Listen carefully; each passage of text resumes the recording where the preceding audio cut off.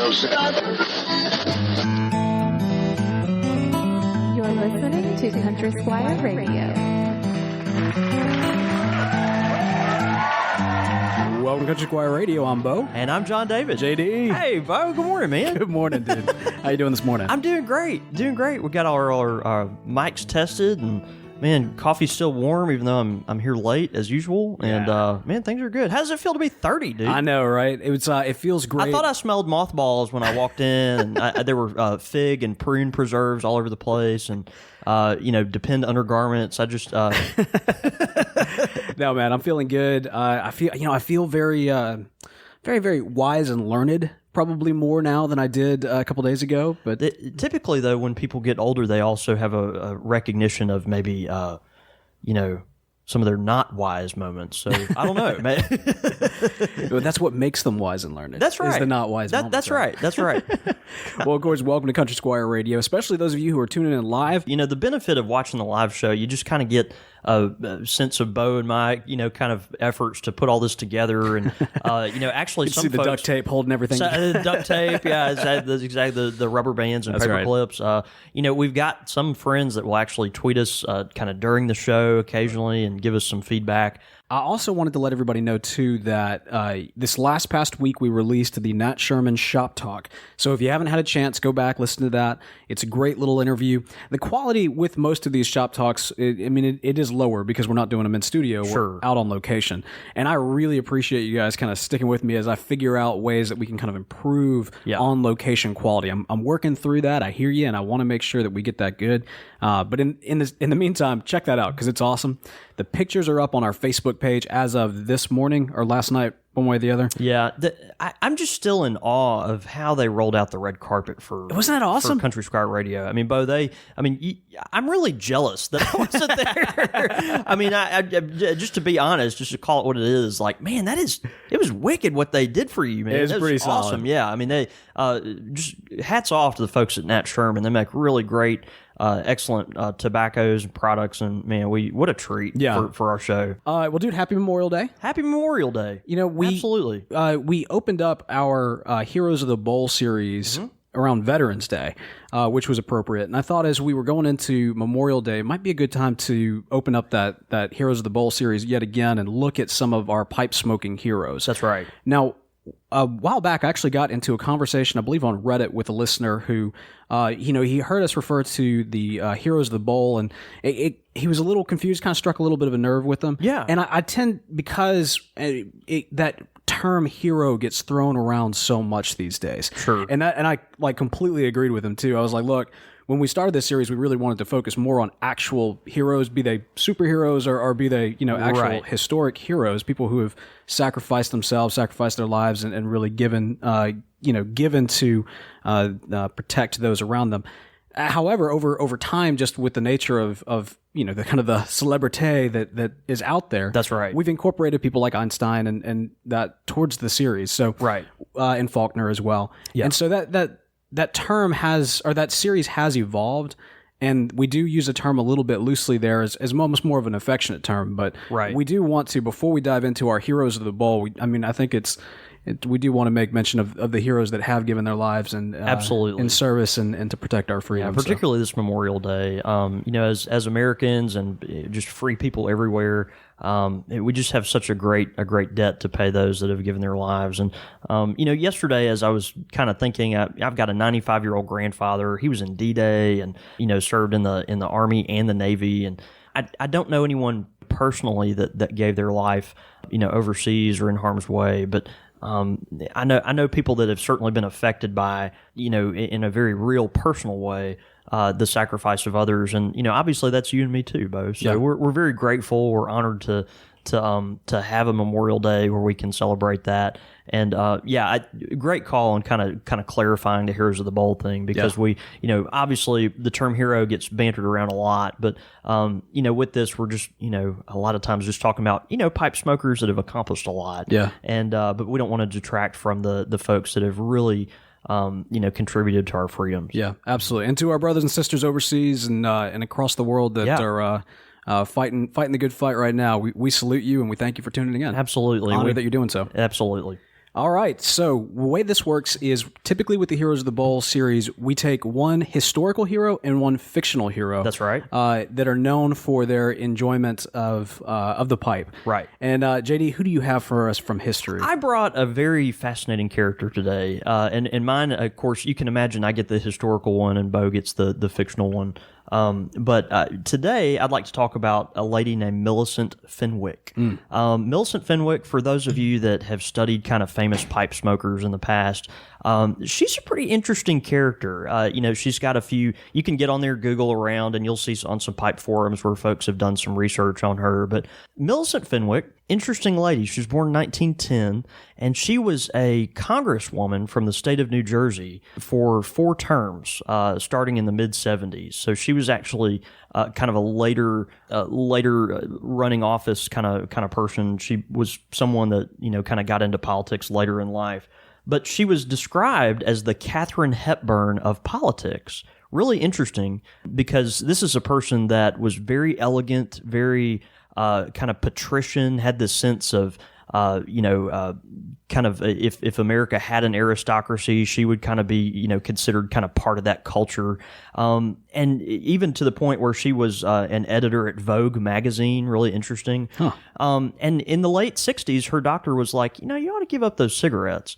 And so she got on the pipe. All right. And this is think of a very elegant, tall, former model, Vogue editor smoking a pipe. And this lady, she just in her own way was kind of her own caricature. But eventually in the late or mid to late 70s, she ran for Congress and won. And if you Google Millicent Fenwick, there are incredible photos of her smoking her pipe while she's in session in Congress. And it's incredible because she's just a prolific pipe smoker, and it was part of her identity, part of her even re-election stuff. But just really interesting. She an aide described her as, with her dignity and elegance, she could get away with saying things that others couldn't. Yeah. And you can imagine that as kind of a disarming, almost Margaret Thatcher type of politician. This is someone that used a pipe almost as a prop in her political, jousting. So Fenwick, she was a Rockefeller Republican, and for those of you that aren't familiar with political history, we don't talk about politics much on the show. We don't talk about politics on the show. She was a Rockefeller Republican, and that was a term from a time when both parties in the United States, both Republican and Democratic parties, had conservatives and liberals.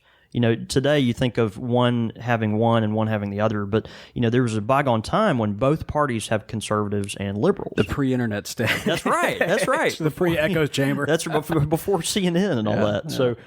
Yeah. So, Fenwick was one of these Rockefeller Republicans, which was kind of a term of endearment / term of maybe detriment, but it's, basically a liberal Republican. She was very, lifelong Republican, very proud of that, but concerned about, things more like civil rights and prison reform and environmental issues, things like that. But anyway, very fascinating lady. She would use the pipe and her pipe smoking as a device in debates on the floor of the chamber. And so there's a great anecdote from when she's debating this other congressman, and she stands up and gives her speech, and it's very passionate and very outgoing and forthright, and then she sits down, and it's the opponent's turn to give his speech.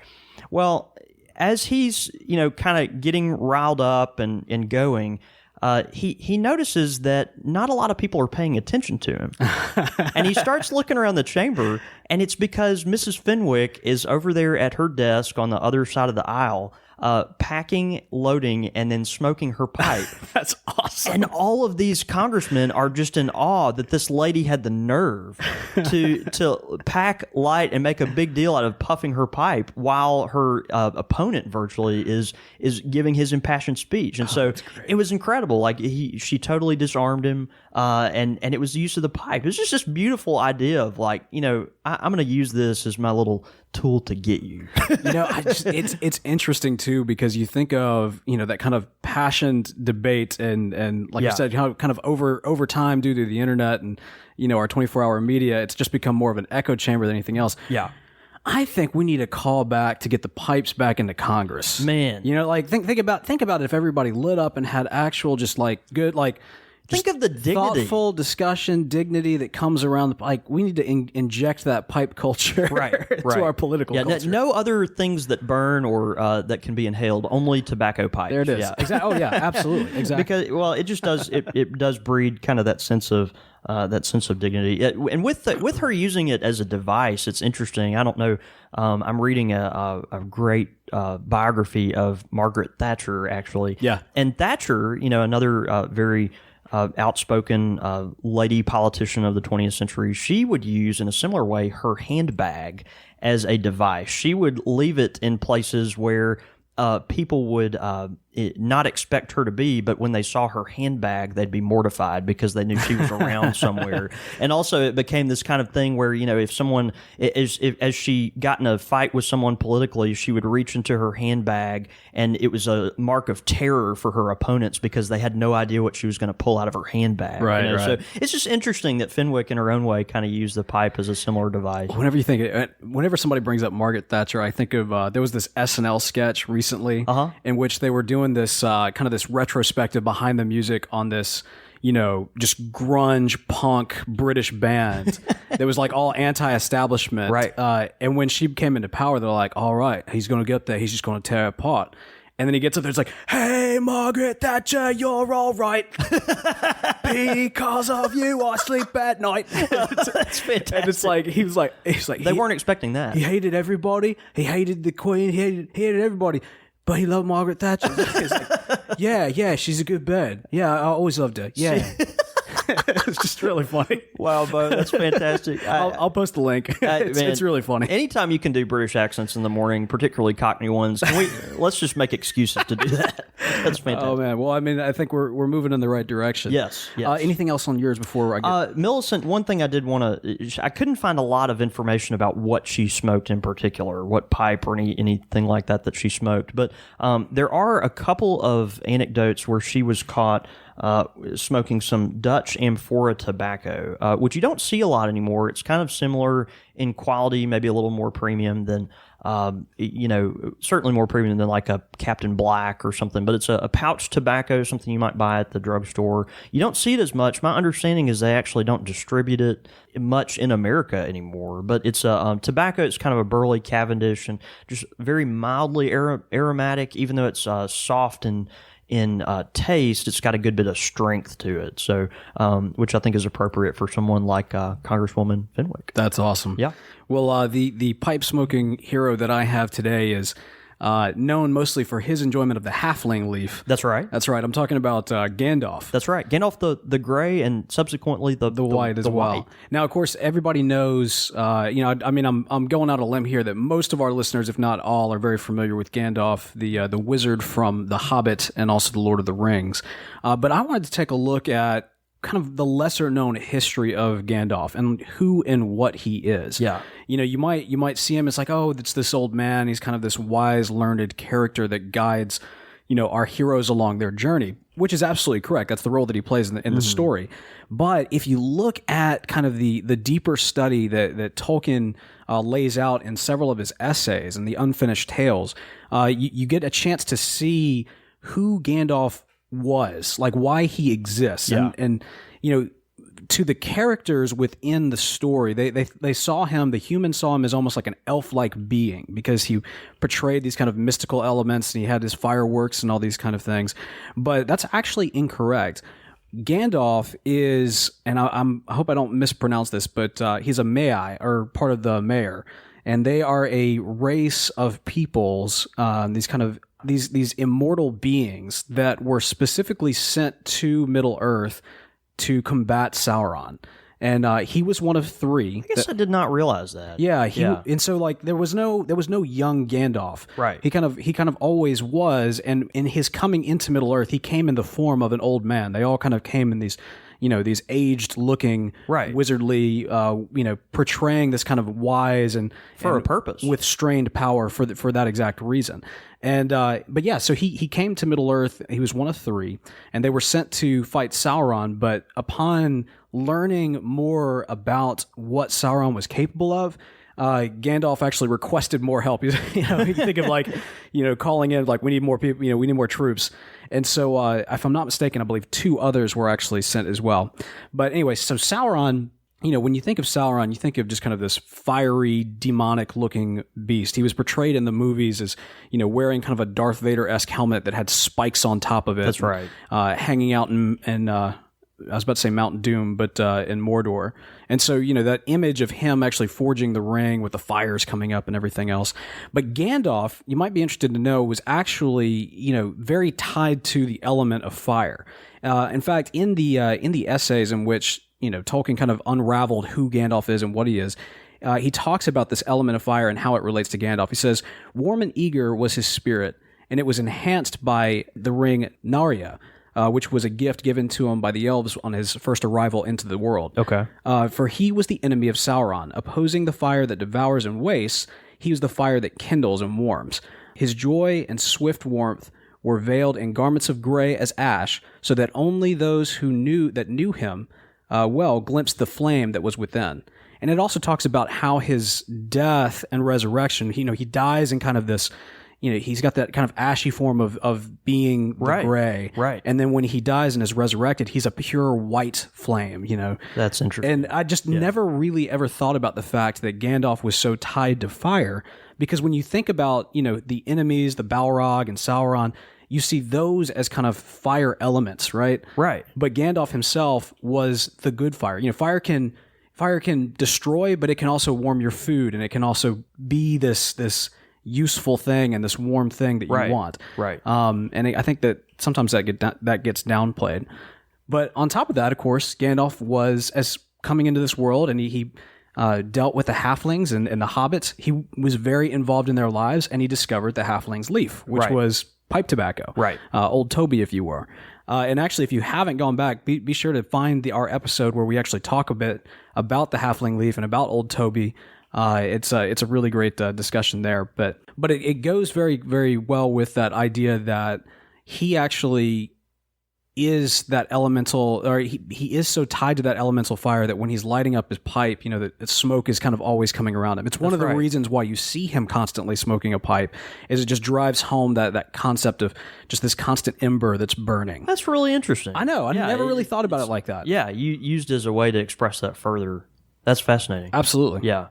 Absolutely. It's a purifying thing if you think about it. I mean, it's something that, you go through the flame to come out on the other side as a, more redeemed character, or, more learned or sophisticated. I don't know. It's interesting way that Tolkien did that. Oh, yeah, absolutely. Of course, you can learn more about Gandalf in The Lord of the Rings and in The Hobbit.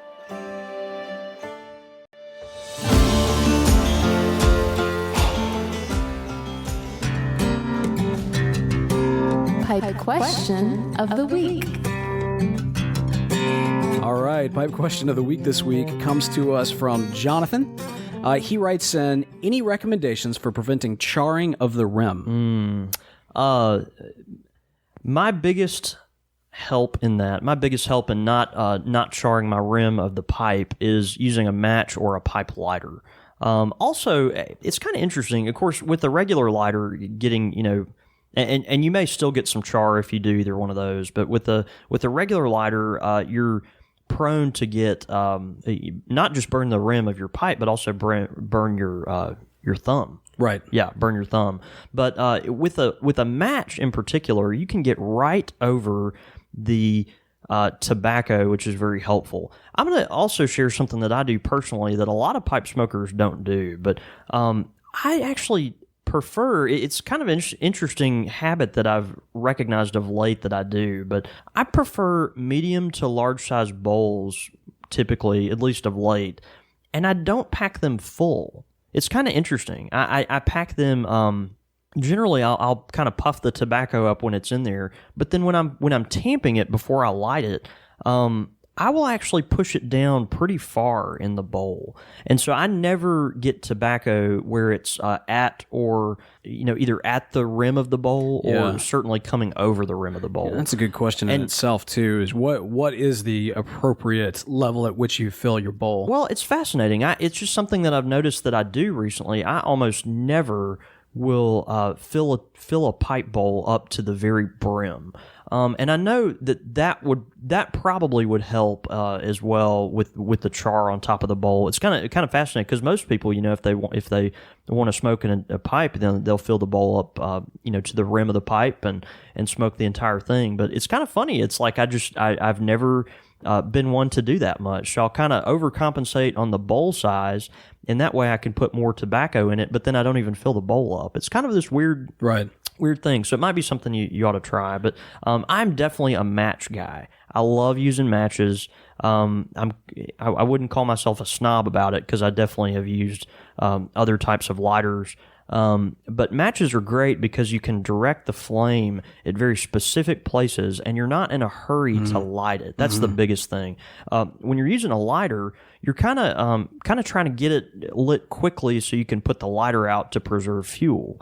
But with a match, you can take your time being very delicate and kind of where you're directing the flame, the cadence of your puffing, and you're not hurried as much. So I'd try a match out if you're not using that. Yeah, it makes sense. I never really thought about the fact that the primary charring around the bowl comes from when you're actually lighting up. That's right. But that makes a lot of sense. That's my experience. Yeah. And again, that could change some if you are, maybe overfilling your pipe bowl. I'm not particularly sure, but that's where I would start. Okay. Well, great. Well, that's a great question, Jonathan. Really appreciate that. And if you've got a question that you would like us to answer, you can email the show, csr@podastery.com. Quick fire with the Squire. We talked about Gandalf as part of our Heroes of the Bowl, and he was portrayed by Sir Ian McKellen. Right. And, of course, the film series. Sir Ian McKellen, known for a lot of his roles, another one as Magneto in the X-Men series. That's right. And so this last past week, I went to go see Days of Future Past. I thought we'd do a little X-Men head-to-head. You had some really good things to say about that, didn't you? Dude, that's a great one. If you want to hear more about my thoughts on that movie, tune into Panel 2 Screen, a sister show at the Podastery Network. That's right. You can find that panel2screen.com. But so this week for Quick Fire with the Squire, the X-Men. You watch the cartoon. You played the card game? I mean, you don't know any of the X-Men? I know that guy with the nails that comes out of his hand. Oh my goodness! All right, this will be the last time that I write the quick fire questions. I know more than I think than I let on. I know. I just really like to frustrate Bo. Like, yes, I know who Wolverine is, and maybe I could pick out a couple of other characters, but like. I just really like to get under your skin occasionally. Well, congratulations. All right. Wolverine or Gambit? Wolverine. All right. I'm going to, Wolverine. I don't know who Gambit is, but if I could have large metal protrusions come out of my knuckles, I would never pick against that. Professor X or Magneto? Is Professor X Jean-Luc Picard? That's right. Definitely him. Okay. I go both ways on this. I really like both characters a lot. But yeah, ultimately you got to give it up to Professor X as the... And they're actually good friends in real life, aren't they? Well, yeah. Aren't they? And actually I don't want to spoil the movie. Okay. Rogue or Jean Grey? Rogue is the one that if she touches you, she gets your powers, but she'll kill you. Jean Grey is a telepath. She can read your mind. Ooh. If I were Jean Grey, I would be miserable. Yeah, it'd be rough. I would be absolutely miserable. But that's a power I never want to have. She can also lift things with her mind as well. Yeah. Telekinesis. I'd have to go with Rogue. Okay. Yeah. So you would prefer, rather than hear they're the antithesis of each other, right? Right. Because with Jean, you have access to everybody's mind, but with Rogue, you could never touch anybody. Wow. I know, right? That's miserable. Okay, maybe I'll go with Jean Grey. All right. Yeah. I'm gonna go with telekinesis as well. I'm too affectionate to be Rogue, I think. Storm or Cyclops? Storm, portrayed by Halle Berry, had the ability to control weather, as the name implies. Right. Cyclops has the visor. You can shoot. He shoots lasers out of his eyes. He has to wear a visor in order to keep that laser in. Right. I think I'd go with Storm. Yeah. But really, that's because I really like Halle Berry. Well, I'd be, of course, but I'm going to go with Storm because I really want control over the weather. That's true. Global warming solved in one boom, one snap. Actually, there you go. Global warming. Halle Berry, get on that. What's up? Halle, can we get on that? That's awesome. We'll get to. All right. Well, that is the last time that I'm ever writing quickfire questions. Tune in next week where quickfire questions will be brought to you by JD. Oh, I'm excited. I can't wait to see what he comes up with. Excited. Your thoughts, your comments, listener feedback. So this week we're doing a little catch up on listener feedback on Facebook. We got a lot of different comments coming in. I'll tell you what, if you will take that first one, I would appreciate it. All right, I've got it. It's from Brian Saravo. It's on Facebook, and he says, good discussion on the meerschaum question as well. My experience is also to be careful, but cleaning is so much easier. Nothing more needed than a pipe cleaner, no bowl cleaners, and certainly never think about reaming them. Talking about cleaning a meerschaum pipe, which we discussed maybe a week or so ago. Yeah, last week. Won't be the reaming won't be necessary anyway. As to the shape, I love large designs. I love dragons and claws, but more times than not, a smaller meerschaum will be what you reach for just because of the weight. Right. Yeah, Brian, great feedback. Thank you for that. And I think that's dead on. Most folks, if they're going to smoke a meerschaum regularly, they're just going to pick a smaller one. Is a meerschaum? Then this just speaks to my lack of knowledge. But is meerschaum actually heavier than briar? It's lighter. Okay. Yeah, but they tend to be they tend to be bigger. They tend to be bigger. Design, yeah, that's right. So interestingly enough, this morning I was kind of Googling around, and we'll have to talk about this at some point, but I saw a photo of Jefferson Davis's meerschaum pipe. Wow. Jefferson Davis, of course, the president of the Confederacy, was a pipe smoker, and a museum in Virginia has his meerschaum pipe that he used heavily. Talk about heirloom items. They last forever. It is incredible. Yeah. I mean, it really it's one of those claw holding a ball pipes, but really beautiful, and certainly has a lot of historical significance. As far as pipes go, that's no spring chicken. For a meerschaum, I mean, like, was it just straight up brown, or was it still? No, I mean, it was becoming ambered. I mean, you could tell that it was heavily smoked, but it wasn't full up brown. Interesting. Yeah, beautiful pipe. All right, another one comes into us from Mike Fulcher, who says, love the show. JD and Bo are the best. I feel like they are my own friends. It's the only podcast I listen to on a weekly basis. I've never missed a show since I started listening a couple months ago. I do my best to catch up on the live show every morning, which is amazing. Which is an amazing morning routine. Keep up the great work, boys. That means the world. Isn't that great? Yeah, I mean, and man, thank you for calling us friends. I mean, this is something that as it's developed. Man, we've made friends all over the world. I'm telling you. I mean, great. it's unbelievable. I mean, when you have pastors emailing you from Norway and, of course, friends from all over the Midwest, New England, the Pacific Northwest, it's been a lot of fun to get to know folks from all over. And, people will call in the shop. They've, sent us things, and we get to interact with them on their pipe club meetings and their tobaccos that they're enjoying. And you just get to know folks. And so, anyway, thank you. Yeah. Wonderful comments. And it's part of the community aspect, right? It is. We want to make sure too that you guys are all engaging with one another. I want to be better, and this is something I'm going to work on, and help me with this as well. I'd like to put out more discussion-based topics on our Facebook page to get some good dialogue going on between everybody. Yeah. Because I think we have had the privilege of being able to interact with each of you kind of on these micro discussions, micro interactions, that sort of thing. That's right. But we want you guys to really engage with one another so that, this community can build. A lot of you guys have written to us and told us about how you're here, you're there, and there's no pipe community, and you really we hear that all the time. Yeah, and we want you guys to be engaged with one another. So. That's right. That's the beauty of Country Squire Radio, is that we get to develop this community kind of abroad. When a lot of folks that talk to us regularly, I mean, that just don't have anything locally that they can enjoy. Yeah. So, and then last but not least, Joe Kim wrote in, and he sent a picture. This is ridiculous. Seems like JD is also a stylist among being a tobacconist. so if you're not following us on Facebook, you absolutely need to be for stuff like this. Joe he was driving by, saw a hair salon that was John David spelled the exact same way. No. Yeah, John David's hair. John David Salon or something like that. That's hilarious. But there you go. I feel violated that someone would start a salon without whatever. me. Everybody, when the people that tune It's into actually this my show, secret salon that I have in wherever Joe's from. That's where I've started somewhere, and no one in Jackson, Mississippi was supposed to find out about that. We always anyway, knew there was some kind of background there with all of this that happens. I have a lot going on upstairs, yeah, and I'm not talking about my brain. No. Oh, that's great. Well, good deal. Well, hey, Joe, Mike, Brian, all these great stuff. Yeah. On Facebook, like I said, we do try to do a catch up every now and again with everything that you guys have sent in. But one of the best possible ways that you can help out the show and send your feedback is through iTunes. That's right. I've mentioned it before. We are slowly coming up in actually a couple of months, less than a couple of months. It's been a year on our year anniversary, and I would really love to finish strong with just a ton of iTunes reviews. Yeah. You guys have been so good to us, reaching out and just sending emails and thoughts and questions and comments and everything else. And so if you're listening and you have yet to write us an iTunes review, I would just ask if you would go onto iTunes, write us a review.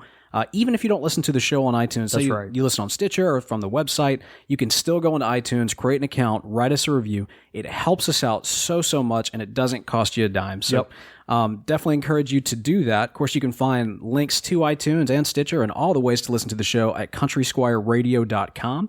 You can also, as I mentioned before, follow us and engage with each other on Facebook, facebook.com/countrysquireradio. And then, of course, on Twitter, with the show is at Squire Radio. I'm at The Real Bo York. I'm at John David Cole. John is with no H. And you can get us at the shop at @_Country Squire. A lot of fun stuff going on Twitter, and we just had Meerschaum Monday. We took a break while I was out of town, and but I always love doing Meerschaum Monday. A lot of fun stuff, and you discover when people send in their pipes, right? Because the Meerschaum is such a typically done in such a custom way. It says so much about your personality. That's right. When you share that out, so such a great thing. So appreciate those of you who are sending those in for that, because it's a lot of fun. Mm-hmm.